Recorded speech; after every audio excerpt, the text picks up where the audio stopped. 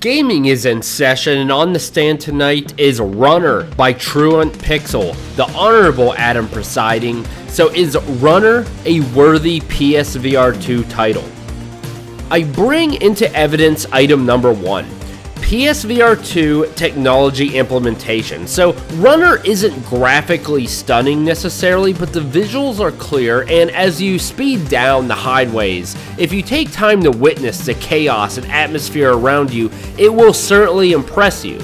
Now, as you race, you can wield sidearm guns. Each power-up has a different sense controller rumble. Now, I don't think I would call this haptic feedback necessarily, but it certainly has a different rumble feeling with those different upgrades, and that feels incredible.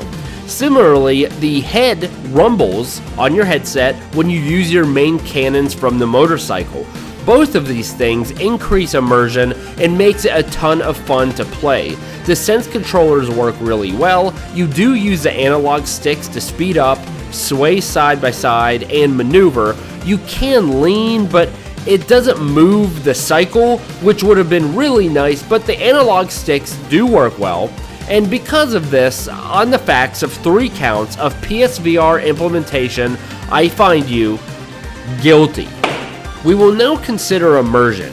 Runner is a surprisingly immersive experience. You will soon be entranced by the plethora of enemies hurtling your way as you swerve through obstacles, enemies, and booby traps. Whether you play standing or sitting, you will be enthralled by the fast-paced action, banging tunes, and exceptionally fun gameplay. Somehow your mind is tricked into actually believing that you're on a bike, and at times it feels as though you can feel yourself accelerating, and that is an incredible feeling.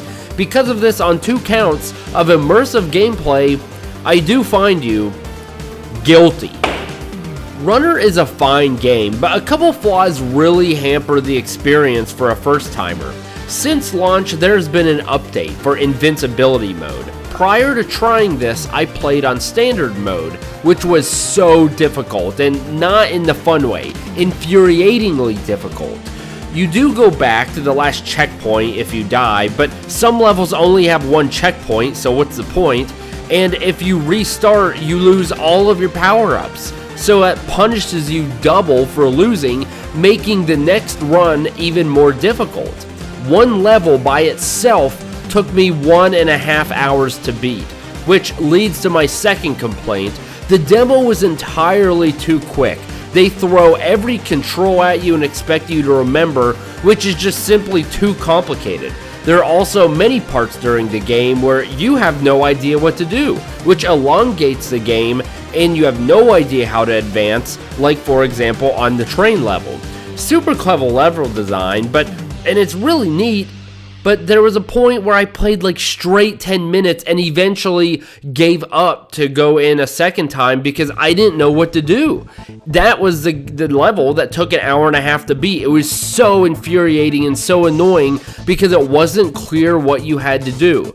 The first playthrough of this game took me 3 hours. Now a second playthrough, when you know what you're doing, only takes about 1 hour and 10 minutes. But for $15, I think that's worth the investment. With that being said, the biggest factor to determine this case is Runner fun. The evidence points to yes. I could not get enough. Even with the infuriating aspects of the game, I never once seriously considered quitting. It's so freaking fun trying to multitask, avoiding enemy projectiles, battling bad guys while driving to avoid obstacles.